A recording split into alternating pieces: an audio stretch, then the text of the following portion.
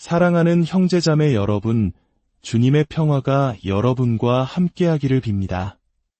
혹시 이런 경험 있으신가요? 어떤 집은 들어서는 순간부터 마음이 편안해지고 깊은 평화가 느껴지는 반면 어떤 집은 아무 소리도 들리지 않는 고요함 속에서도 왠지 모르게 공기가 무겁고 마음이 답답해지는 경험 말입니다.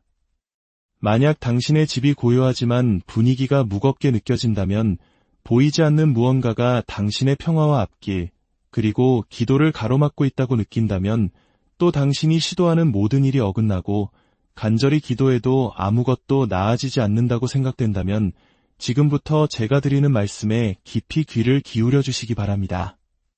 어쩌면 당신의 집안에서 당신이 아직 알아차리지 못한 무언가가 일어나고 있을지 모릅니다. 그것은 큰 축복의 신호일 수도 있고 반대로 심각한 경고일 수도 있습니다. 만약 이 신호들을 무시한다면 당신은 자신도 모르는 사이에 성령께서 들어오시는 문을 닫아버리고 있을지도 모릅니다.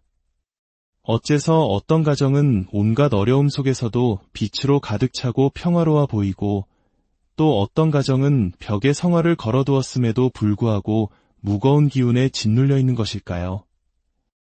하느님의 보호를 받는 집과 영적인 고통 속에 사는 집을 가르는 결정적인 차이는 과연 무엇일까요?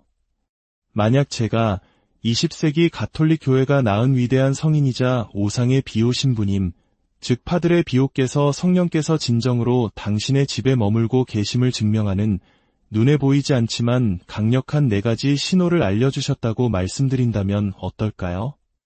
이 신호들은 결코 명백하지 않습니다. 어떤 책에도 명확히 기록되어 있지 않은 영적인 비밀입니다. 오직 영적으로 민감한 영혼만이 감지할 수 있는 신호들이며 파드레 비오 신부님에 따르면 이 신호들은 가정 안에 살아계신 하느님의 현존을 나타내는 분명한 표식입니다. 하지만 이 계시는 모든 이를 위한 것이 아닙니다. 단순한 호기심으로 듣는 이들을 위한 것도 피상적인 신앙생활에 머무는 이들을 위한 것도 아닙니다. 이 메시지는 바로 지금 여기 성령께서 이끌어 주셔서 이 자리에 함께하고 있는 당신을 위한 것입니다. 자녀를 위해 기도하고 가정의 영적 해방을 위해 부르짖으며 선이든 악이든 무언가 거대한 힘이 작용하고 있음을 느끼는 바로 당신을 위한 메시지입니다. 이 세상에 우연은 없습니다. 당신이 지금 이 이야기를 듣고 있다면 그것은 하느님께서 오늘 당신에게 무언가를 보여주고 싶어 하시기 때문입니다. 당신의 가정이 진정으로 그분의 현존으로 채워져 있는지 아니면 반대되는 세력이 그분의 자리를 차지하고 있는지 명확히 분별하는 법을 가르쳐주고 싶어 하시는 것입니다. 교회 역사상 가장 위대한 영적 전사 중 한 분이셨던 파드레 비오 신부님께는 특별한 은사가 있었습니다. 그분은 천사와 악마의 존재를 느끼고, 보고, 심지어 들을 수 있었습니다.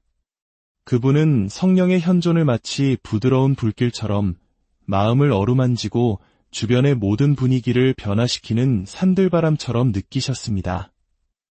하지만 성령께서는 언제나 평화의 모습으로만 나타나시지는 않습니다. 때로는 그분께서 불결한 모든 것을 몰아내는 것엔 바람처럼 오시기도 합니다. 바로 그때 집안에서는 갈등이 시작되고 고성이 오가며 물건이 깨지는 일이 발생하기도 합니다. 그러므로 모든 소란이 저주의 신호인 것은 아닙니다. 때로는 성령께서 반드시 떠나야 할 것들을 청소하고 계시다는 신호일 수 있습니다. 파드레 비오 신부님께서는 한 여성의 이야기를 들려주셨습니다.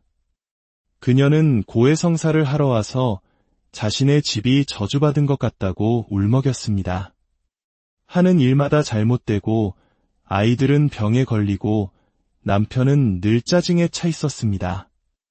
그녀에게 유일한 평화를 주는 것은 할머니에게서 물려받은 예수 성심이 그려진 작은 액자뿐이었습니다. 그녀의 이야기를 들으신 파드아리 비오 신부님은 잠시 눈을 감으시더니 이렇게 말씀하셨습니다. 딸아, 그대의 집은 저주받은 것이 아니라 정화되고 있는 것이다. 성령께서 그 집에 들어가셨고 변화를 원치 않는 자들이 저항하고 있는 게다. 그 순간 그 여성은 눈물을 쏟아냈습니다. 그녀는 성령의 현존이 위로뿐만 아니라 직면을 가져온다는 것을 깨달았습니다. 그분께서 한 장소에 머무르시면 악은 떠나기 위해 발악하며 저항하고 그 과정이 항상 조용하게 일어나지는 않는다는 사실을 말입니다. 이제 이 문제의 중요성을 이해하시겠습니까? 많은 이들이 성령께서 달콤한 감각으로만 나타나신다고 생각하며 그분의 현존을 나타내는 실제적이고 깊은 신호들을 무시합니다. 파드레 비오 신부님께서 말씀하신 것은 바로 그 영적인 신호들입니다. 평범한 가정을 거룩한 영역으로 변화시키는 신호들 말입니다. 이 영적인 가르침이 더 많은 영혼들에게 닿아 그들의 가정을 지키는 방패가 될 수 있도록 지금 이 이야기에 좋아요를 눌러주시고 채널을 구독하여 하느님의 은총을 나누는 일에 동참해 주십시오. 여러분의 작은 실천이 누군가에게는 큰 위로와 희망이 될 수 있습니다. 주님의 평화가 여러분과 함께하기를 빕니다. 자, 이제 마음을 준비하십시오. 지금부터 그 신호들에 대한 이야기가 시작될 것입니다. 그리고 그 첫 번째 신호는 어쩌면 바로 이 순간에도 당신의 집안에서 일어나고 있지만 당신이 미처 깨닫지 못하고 있을 수도 있습니다. 첫 번째 신호, 영혼을 잠잠케 하는 침묵입니다. 텅 빈 공허한 침묵이 아니라 무언가 거룩한 존재감으로 가득 찬 공간에 들어가 본 적이 있으신가요? 파드레 비오 신부님께서는 성령 현존의 첫 번째 신호가 바로 이것이라고 말씀하셨습니다. 억압하는 침묵이 아니라 위로하는 침묵. 당신을 더 깊이 숨쉬게 하고 마음의 평화를 가져오며 생각을 차분하게 만드는 침묵입니다. 가장 힘든 날에도 성령께서는 공간이 있는 곳에 머무시며 침묵은 그분께서 움직이시는 공간이라고 신부님은 가르치셨습니다. 만약 당신의 집이 끊임없는 소란과 소음, 끝없는 논쟁으로 가득하다면 당신의 영혼이 지쳐있는 것은 우연이 아닙니다. 하지만 고통 속에서도 어느 순간 집안의 분위기가 가벼워지고 침묵이 마치 당신을 포근하게 안아주는 것처럼 느껴진다면 당신은 성령 현존의 첫 번째 신호를 느끼고 있는 것입니다. 그러나 이 신호는 가꾸어 나가야만 합니다. 텔레비전 소리, 고함, 스마트폰, 불안감이 집을 지배하도록 내버려 둘 때 이 침묵은 사라집니다. 반대로 조용한 기도 속에서 눈을 감고 마음으로 들을 때 이 거룩한 침묵은 더욱 강해집니다. 당신은 성령께 그러한 공간을 내어드린 적이 있습니까? 하늘의 음성을 듣기 위해 세상의 소음을 꺼본 적이 있습니까? 성경 이사야서 30장 15절은 이렇게 증언합니다. 너희가 성심으로 돌아와 안정을 찾아야 구원되고 평온과 신뢰를 가져야 힘을 얻으리라. 이 말씀을 깊이 묵상하며 첫 번째 신호를 소중히 간직하십시오. 두 번째 신호, 악을 정화하는 거룩한 갈등입니다. 이상하게 들릴지 모르지만 그렇습니다. 성령께서는 갈등을 일으키시기도 합니다. 파드레 비오 신부님께서는 이렇게 경고하셨습니다. 성령께서 들어가시는 곳에서는 불결한 것들이 일어나 소리치기 시작한다. 예수님께서 회당에 들어가셨을 때 악령들이 정체를 드러냈던 것처럼 말입니다. 성령께서 한 가정에 머무르시면 숨겨져 있던 것들이 빛으로 드러납니다. 억눌려 있던 논쟁이 수면 위로 떠오르고 숨겨진 죄가 드러나며 거짓된 가면들이 벗겨집니다. 마치 보이지 않는 손이 집을 흔드는 것과 같습니다. 하지만 두려워하지 마십시오. 이런 종류의 갈등은 저주의 신호가 아니라 영적 대청소의 신호입니다. 파드레 비오 신부님께서는 평화에 앞서 직면이 온다고 말씀하셨습니다. 왜냐하면 성령께서는 죄와 타협하지 않고 죄를 직면하게 만드시기 때문입니다. 당신의 가정에서 이런 일을 겪어보셨습니까?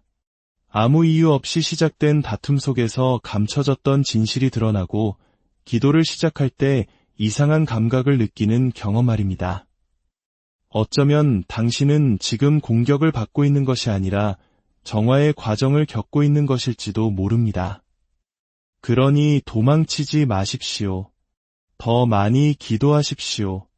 무릎을 꿇고 희생을 봉헌하며 이해하십시오. 성령께서 성전을 청소하고 계십니다. 고린토 1서 6장 19절은 말합니다. 여러분은 자신이 하느님의 성전이며 성령께서 여러분 안에 계시다는 것을 알지 못합니까? 당신의 집은 당신 몸의 연장이며 당신의 몸은 하늘의 연장입니다. 하느님께서 모든 것을 깨끗하게 하시도록 내어드리십시오. 세 번째 신호, 하늘을 움직이는 기도의 현존입니다. 파드레 비오 신부님께서는 성령께서 머무시는 집은 눈에 보이고 지속적이며 살아있는 기도가 있는 곳이라고 하셨습니다. 생각으로만 기도하는 것으로는 부족합니다. 가정 전체가 기도로 숨 쉬어야 합니다. 벽에 걸려있기만 한 묵주는 하늘을 움직이지 못합니다. 닫혀있는 성경은 그저 종이에 불과합니다. 그러나 믿음으로 켠초하나 온 가족이 함께 바치는 기도, 하느님을 찬미하는 성가 한 구절은 가정을 가정 성전으로 만듭니다. 파드레 비오 신부님께서는 영적으로 방문하셨던 어떤 집들에서는 가족들이 묵주 기도를 바치는 동안 천사들이 방 사이를 오가는 것을 보셨다고 합니다. 보이지 않는 사슬이 끊어지고 하느님의 빛이 보이지 않는 불기둥처럼 지붕 위로 퍼져나가는 것을 목격하셨습니다. 그러나 기도가 잊혔을 때 그는 그 집이 어두워지는 것을 보셨습니다. 기도 없는 집은 성벽 없는 요새처럼 취약하다. 신부님은 이 말씀을 고통스럽게 반복하셨습니다. 당신은 당신 집의 영적인 분위기를 갖고 왔습니까? 기도하고 싶지 않을 때에도 일어나 기도하셨습니까? 자녀들에게 무릎 꿇는 법을 가르치셨습니까? 반드시 그렇게 해야 합니다. 성령께서는 매일 초대받는 곳에만 머무시기 때문입니다. 테살로니가 1서 5장 17절은 끊임없이 기도하십시오라고 말합니다. 성경은 제안하는 것이 아니라 명령하고 있습니다. 네 번째 신호, 혼돈 속에서도 머무는 평화입니다. 이것은 가장 귀하고도 가장 미묘한 신호입니다. 종교적인 장식으로 가득 찬 집과 진정으로 성령께서 머무시는 집을 구별하는 결정적인 표식입니다. 바로 상황에 좌우되지 않는 평화입니다. 파드레 비오 신부님께서는 이 평화가 영적인 기름과 같다고 하셨습니다. 상처가 있을 때에도 폭풍우가 몰아칠 때에도 이 기름은 모든 것을 덮어줍니다. 갚아야 할 청구서가 쌓여 있어도 아침에 눈을 떴을 때 느끼는 평화, 눈에 눈물이 고여 있어도 찬미가를 부르게 하는 평화, 부당한 대우를 받았을 때에도 당신의 입에서 저주가 나오지 않게 막아주는 평화, 바로 이 평화가 성령의 인장입니다. 요한복음 14장 27절에서 예수님께서는 말씀하십니다. 나는 너희에게 평화를 남기고 간다. 내 평화를 너희에게 준다. 내가 주는 평화는 세상이 주는 평화와 같지 않다. 파드레 비오 신부님은 이 평화를 영적인 향기로 보셨고 성령께서 당신을 받아들이는 가정에 이 향기를 발산하신다고 하셨습니다. 하지만 바로 여기에 위험이 도사리고 있습니다. 이 평화가 사라질 때, 집안이 끊임없는 긴장으로 채워지기 시작할 때, 가족이 두려움과 불안, 고성 속에서 살아갈 때 성령께서는 조용히 떠나고 계실 수 있습니다. 이것이 가장 슬프고도 가장 간과되는 신호입니다. 그러므로 당신의 집에서 이 평화가 사라지고 있음을 감지한다면 결코 무시하지 마십시오. 그것을 당연하게 받아들이지 마십시오. 단식하고 고해성사를 보고 믿음으로 묵주 기도를 바치십시오. 그 평화를 위해 싸우십시오. 왜냐하면 그 평화가 있는 곳에 하느님께서 계시기 때문입니다.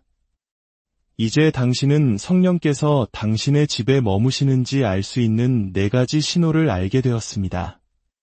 이제 당신에게 필요한 것은 성령께서 영원히 머무시도록 당신의 집을 준비하는 방법을 배우는 것입니다. 파드레 비오 신부님께서 남기신 가장 중요한 가르침이 있습니다. 성령께서는 사랑받는 곳에 들어가시지만 순종하는 곳에 머무신다.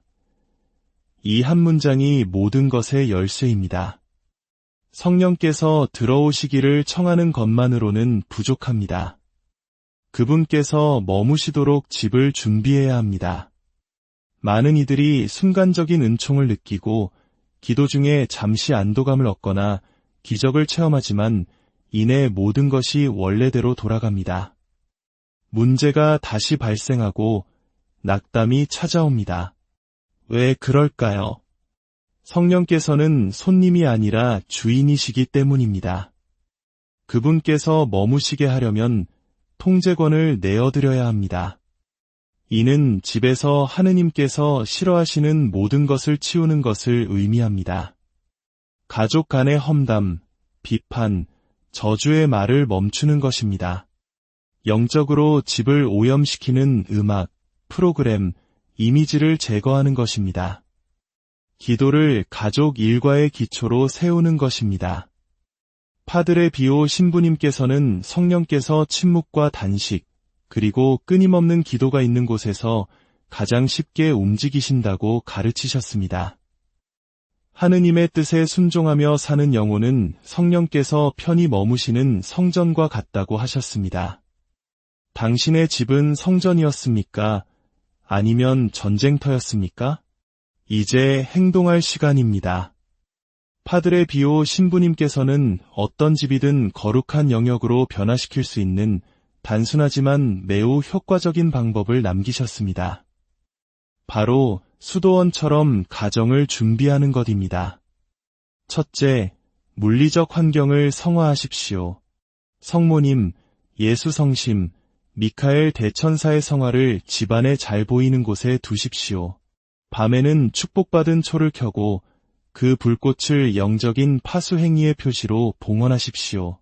둘째, 기도의 제단을 만드십시오. 집의 한쪽 구석을 정해 흰천을 깔고 십자고상과 묵주, 시편 91편이 펼쳐진 성경을 두십시오. 그곳이 가정의 영적인 심장이 될 것입니다. 셋째, 가족 기도 시간을 정하십시오. 잠들기 전 성모송 한 번이라도 좋습니다. 시작하십시오. 신앙을 눈에 보이게 하십시오. 가족에게 이 집에 살아계시고 활동하시는 하느님이 계심을 보여주십시오. 넷째, 거룩한 침묵을 실천하십시오. 파드레 비오 신부님께서는 몇 시간이고 침묵 속에 머무셨습니다. 성령께서는 고요함 속에서 움직이신다고 하셨습니다. TV를 끄고 스마트폰을 내려놓으십시오. 침묵을 보이지 않는 제단으로 만드십시오. 다섯째, 꾸준한 고해성사와 주일 미사에 참여하십시오. 깨끗한 영혼만큼 성령을 강력하게 이끄는 것은 없습니다. 고해성사와 성체조배, 미사가 있는 집은 하늘의 눈에는 빛나고 지옥의 눈에는 타오릅니다. 이 단순한 단계들을 꾸준히 실천하면 가정의 영적인 분위기는 완전히 변화될 것입니다. 성령께서 집에 머무시면 모든 것이 바뀝니다. 신앙에서 멀어지던 자녀들이 돌아오기 시작하고 완고했던 남편의 마음이 부드러워집니다. 원인 모를 질병이 사라지기 시작하고 막혔던 사업이 다시 번창합니다. 불안은 평화의 자리를 내어주고 기도는 실제적인 효력을 발휘하기 시작합니다. 이제 당신의 차례입니다. 지금부터 7일 동안 당신의 집을 거룩한 영역으로 변화시키는 영적인 도전에 참여하십시오. 매일 시간을 정해 촛불을 켜고 고요함 속에서 이렇게 기도하십시오. 성령님, 제 집에 오소서. 이 가정에 머무소서. 모든 공간을 정화하시고 모든 것을 다스리소서. 매일 묵주기도를 바치며 성령께서 당신 집의 모든 공간과 가족 모두의 마음속에 머무시기를 지향으로 삼으십시오. 집안에 하느님의 영을 거스르는 물건, 음악, 영상이 있다면 기도로써 그것들을 치우십시오. 이 도전을 받아들이신다면 댓글에 저는 성령의 도전을 받아들입니다. 라고 적어주십시오. 이 댓글은 하느님과의 공개적인 약속이 될 것입니다. 그리고 이 영상을 당신이 사랑하는 가족이나 친구 3명에게 공유하십시오. 수많은 가정이 동시에 기도하며 성령을 청할 때 보이지 않는 빛의 군대가 일어설 것입니다. 이제 지금 계신 곳에서 잠시 눈을 감아주십시오. 가능하다면 가슴에 손을 얹고 깊이 숨을 쉬십시오. 그리고 믿음으로 저를 따라 기도해 주십시오. 성령님, 제 집의 열쇠를 당신께 드립니다. 모든 공간, 모든 구석, 모든 침묵 속에 머무소서. 모든 기억, 모든 상처, 차마 하지 못했던 모든 말을 정화하소서. 당신에게서 오지 않은 모든 것을 치워주시고 이 집을 고통과 결핍, 두려움에 묶어두는 보이지 않는 사슬을 끊어주소서. 당신의 불과 빛과 평화로 제 가정을 방문하소서. 제 집이 당신의 거처, 당신의 요새, 당신의 제단이 되게 하소서. 어둠이 있는 곳에 당신의 빛이, 무질서가 있는 곳에 당신의 현존이 다스리게 하소서. 분열과 질병, 억압과 불화의 모든 영은 지금 떠나갈지어다. 이 집에는 이제 새로운 주인이 계시니 바로 살아계신 하느님의 영이시라. 아멘. 깊이 숨을 쉬십시오. 평화가 스며드는 것을 느끼십시오. 이 고요함 속에 잠시 머무르십시오.